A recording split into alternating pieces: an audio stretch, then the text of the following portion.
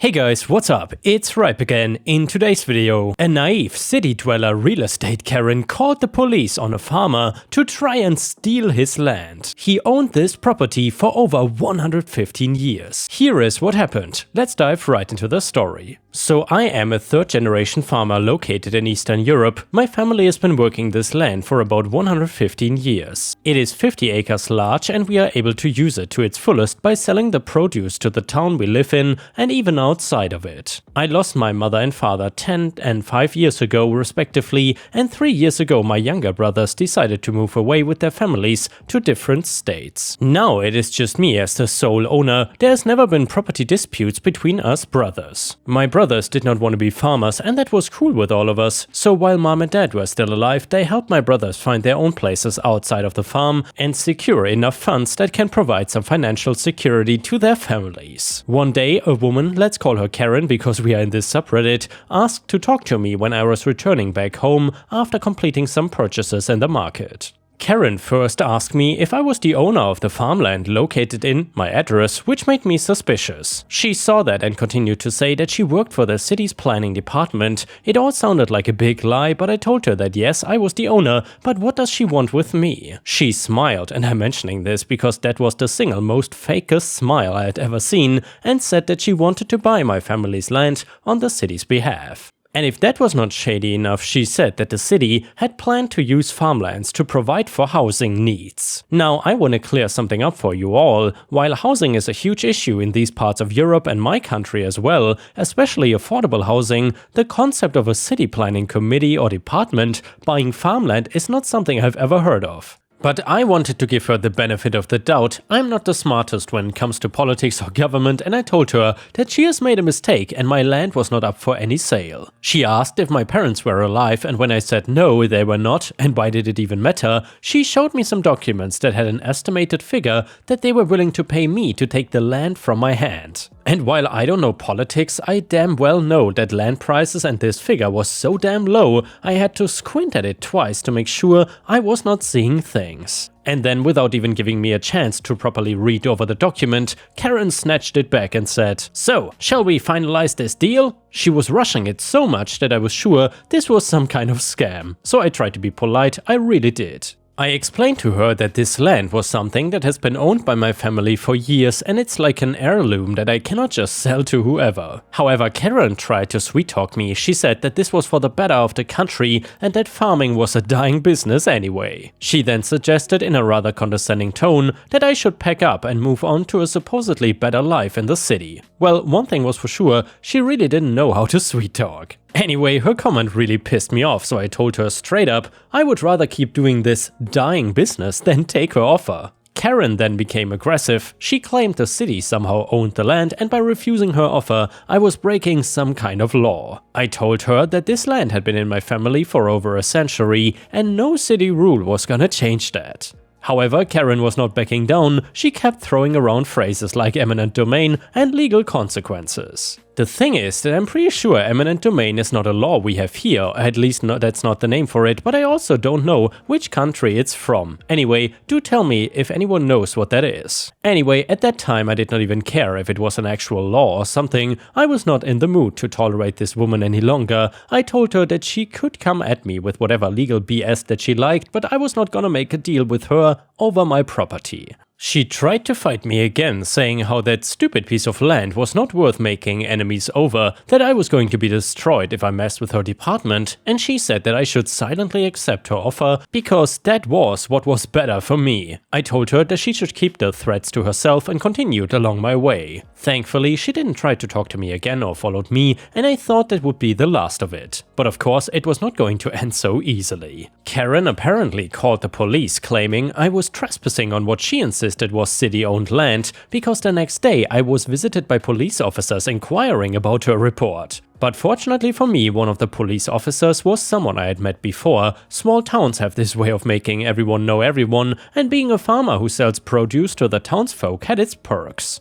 The officer recognized me and my family as the rightful owners of the property and asked if I knew why the complaint was filed against me. I gave them a rundown of the incident and they assured me that they would give Karen a stern warning. But again, things didn't end there. Using her city position, Karen started filing bogus permits to kickstart construction on my family's farmland. The first time I got wind of it was when construction trucks rumbled down the dirt road towards my fields. I reached out to the same officers who had seen through Karen's trespassing claims. While they said they couldn't do a lot without proper evidence, they did help me connect some people, and we were able to uncover the truth that Karen was pulling strings from her city position to fast-track permits for construction on the farm. Also, as we looked deeper into it, it turned out that Karen was the owner of some real estate company and was apparently pulling strings to turn my family's farmland into a luxury housing development and was not actually working for the city. After knowing all this, I reached out to my brothers for advice. They strongly recommended getting legal help, so I hired an advocate to help navigate this mess.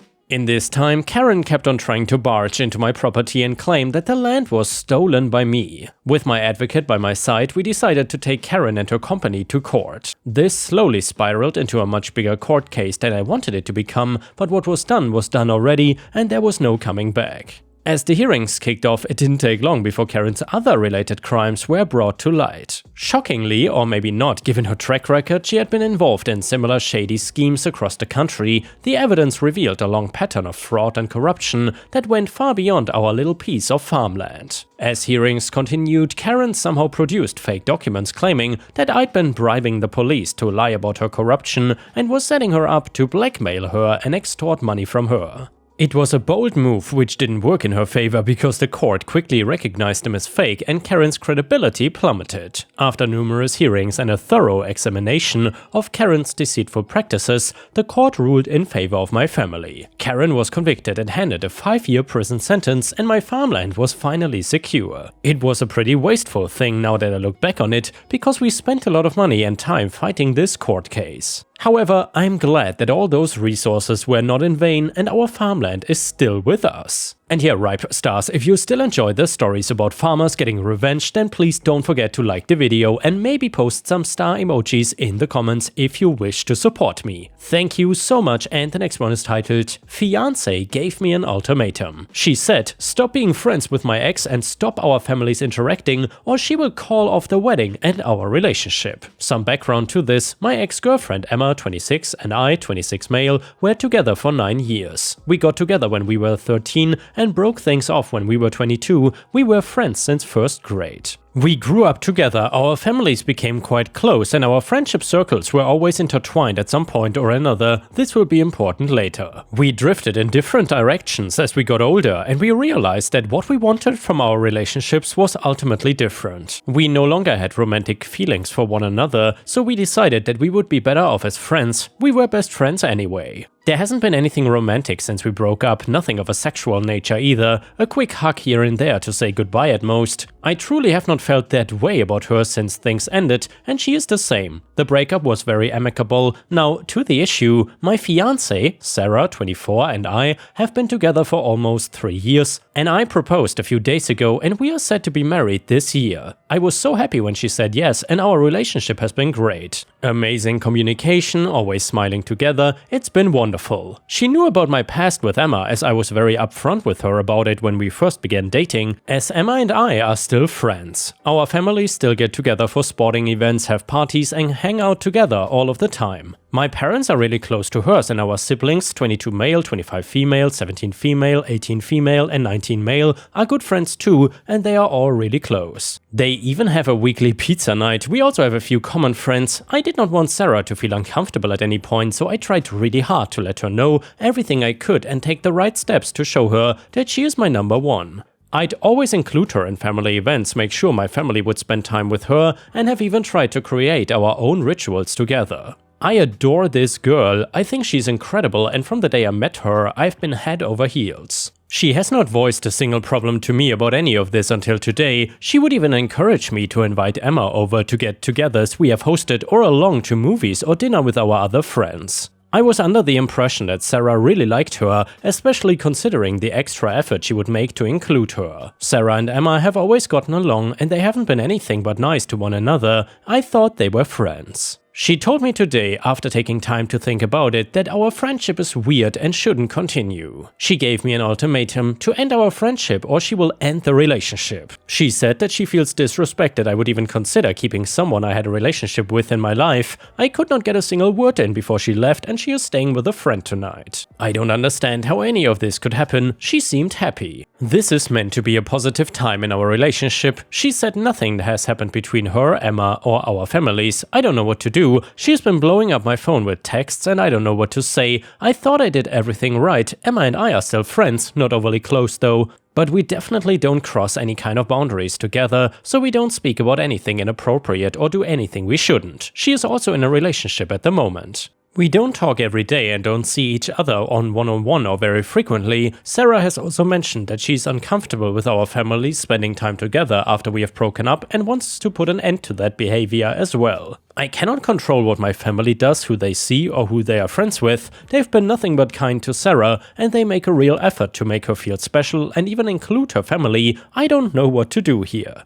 Is my friendship wrong? Should I talk to our families? Or is this ultimatum unfair? DIT, I just want to mention because I've gotten a few comments about it that Emma and I are no longer close. Well, I see her at events she's also invited to or when Sarah invites her along with us and our friends to do something. I don't actively seek her out for one-on-one time or invite her places myself. I don't even message her or text her. She is in a relationship too.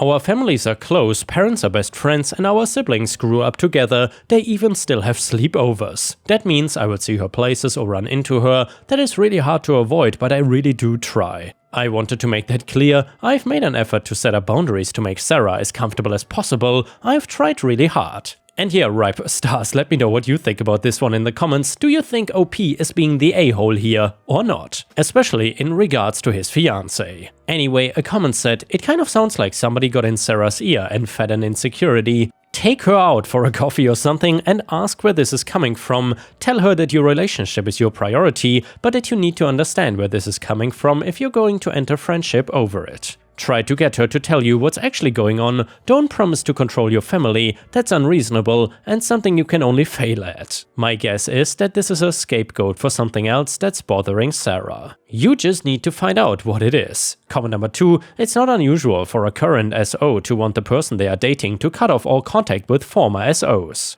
But to insist that the families stop hanging out? She's only marrying you. Does she seriously believe that it's okay to insist that, say, your dad and Emma's dad stop barbecuing together? Nope. She doesn't get any input on anyone else's friendships. That's completely unreasonable. Given that your families are friendly, it's unrealistic of her to want to cut Emma out of your life. Set boundaries, sure, maybe she doesn't want to invite Emma over anymore. Maybe you agree not to ever see Emma alone. That's somewhat reasonable. You do need to ask what brought about this request, since it's a 180 from what she was saying before you got engaged. Update. It's been a very eventful 3 days, and after all of the advice I was given on my last post, I thought I would share an update. So I want to thank everyone for their words of wisdom and kindness. I read every comment and took them all to heart. I really appreciated it. This update is long and not what I was hoping for, but what happened has happened. I couldn't get a hold of Sarah for 2 days. She wouldn't answer my calls or my messages. And well, I'd left her a voicemail asking her to come home or to meet up somewhere for coffee so we could talk together. I let her know that I loved her, that she would always be first. I heard nothing back. She has never been like this before. If we had an issue, we would always talk it through. We even had a pact to never go to bed mad at one another, and we never have, but she didn't come home and she didn't even reply to me. At first I thought she wanted some time to cool down, but it just kept getting later. I couldn't stop thinking that she would walk back through the door. She didn't though. I heard nothing from her and I could barely get any sleep. I texted her explaining that I would do whatever I could to show her how much she means to me. I explained the only reason I saw Emma was at gatherings from mutual friends or family friends that she tagged along to,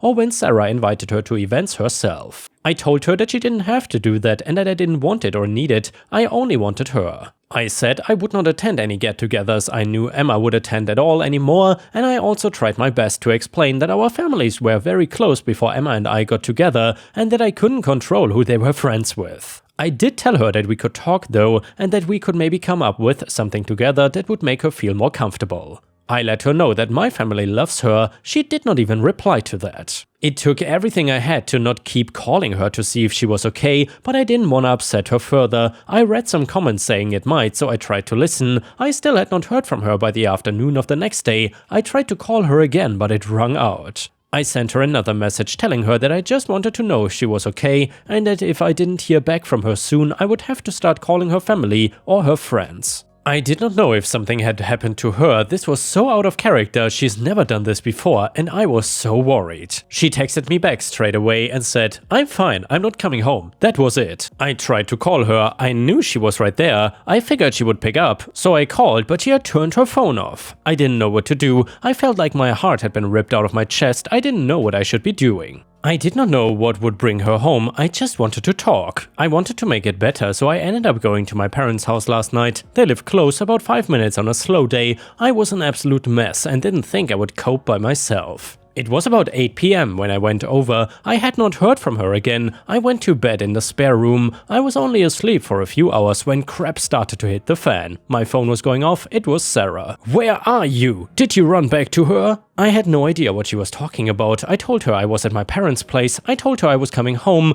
I begged her to please just stay. I was fumbling trying to get myself dressed and find my keys. It was about 2 in the morning. I kept dropping everything. I wanted to be gone. I was half out of the door, and that's when it happened. She pulled up into the driveway and was absolutely livid when she got out of the car. She was screaming at me, yelling her head off, and no matter what I did, she wouldn't calm down. The street my parents live on is fairly echoey. She was loud, people started flicking their lights on, and our neighbors started to come out onto their porches. It was a complete crap show. My parents came outside too, and my mother started to try and talk to her. They've always gotten along well, and she was not responding to me, no matter how much I tried. Sarah was not having it. She told me she knew what I'd been doing behind her back, that her family knew, and I was lucky enough to be given a chance to cut my ties and move on after having an affair for so long. The thing is, I've never cheated on her, let alone have an affair. I love Sarah. I wanted to marry her and be with her. It didn't matter what I said, she wouldn't believe me, she wouldn't listen, she kept calling me every name under the sun. My mom asked her to please come inside to talk, that it was a misunderstanding, that I loved her and that they loved her, and we just needed to talk it through. Sarah started calling her a bitch, a terrible mom, a crappy person, told her that she knew what I was apparently doing and even encouraged it, how sick she was for that. My mom tried to explain herself, but this was not happening, and that is when Sarah slapped her out of nowhere, full force. I went silent, my mom started to cry, Sarah started apologizing over and over. It was instant regret, or at least it looked that way. It didn't matter though, I ended it right there. I told her to go, that the engagement was off, we were over, and that she needed to get her things from my house. She was crying, still apologizing, but you cannot come back from that. She hit my mom, and she's never not shown all the love in the world to Sarah, and for her to do that to someone, let alone someone that means that much to me, was enough. I don't know why she wouldn't listen to me, I don't know why she chose to believe these other people over me, why she wouldn't even talk, but it doesn't even matter. I've never felt this empty. I gave 3 years of my life to someone who refused to even talk to me or believe me. I thought I knew her, I thought she was kind.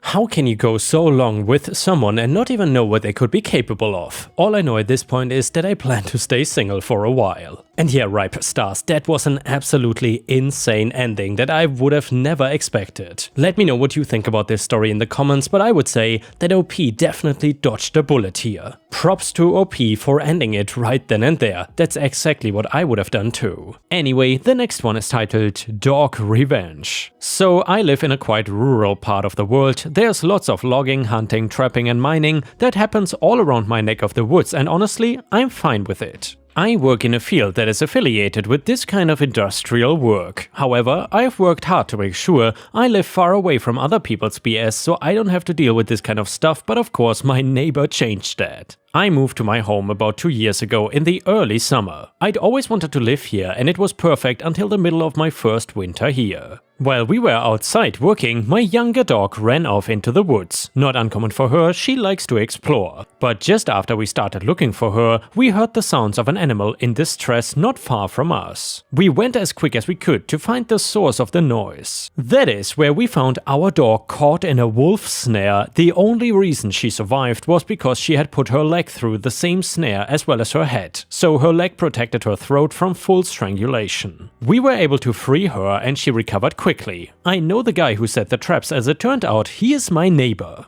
When I spoke to him about it, he refused to take it down, even though it's very close to the property line. Now, for context, me, 24 male, and my girlfriend, 23 female, love this dog so much. She is the sweetest puppy and she has been through a lot, medical issues and injuries, and she is a huge part of our world. My girlfriend would be destroyed if anything happened to her. The dog did well for another year until today. I was at work when I received a call from my brother. The same dog had gone exploring while him and my girlfriend were outside working. They heard her making sounds of distress and not far away, and then rushed to her immediately. They found her again in a wolf trap set by the same guy in the same place. For more context, this guy has never said anything to us about where he puts or when he sets up his traps, but it's along a trail near my home that people walk and ski on, often with their dogs. These traps are baited with meat to attract wolves, so obviously it would attract dogs too. My brother and my girlfriend, with the help of my mom, were able to free her just before I managed to get there from work.